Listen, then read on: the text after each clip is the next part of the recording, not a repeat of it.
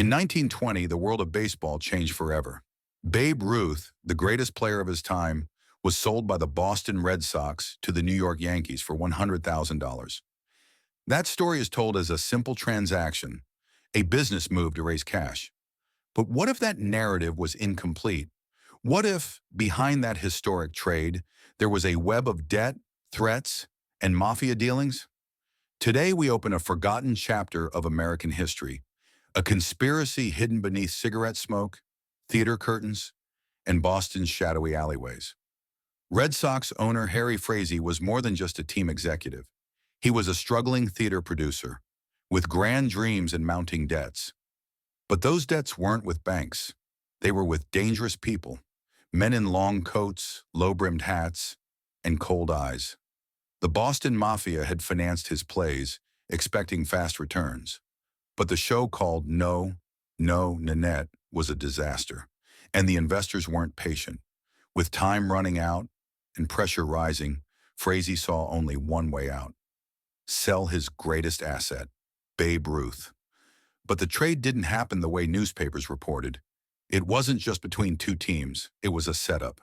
Buried sources in forgotten archives suggest mobsters acted as intermediaries. They saw a rare chance: use Ruth as a trading piece to launder money through the theater business. In a discreet Manhattan hotel, far from cameras and fans, the deal was struck at midnight, surrounded by smoke, leather briefcases, and unspoken threats. Frazee would give up Ruth, he'd get the money, and in return the Mafia would clean their profits by backing Nanette. On paper it looked like business, but behind the scenes, it was a pact. After the sale, the world watched Ruth shine with the Yankees. He became a legend, an eternal name in baseball. But something strange happened. Witnesses to the deal vanished. A reporter digging into the story was hit by a streetcar in broad daylight.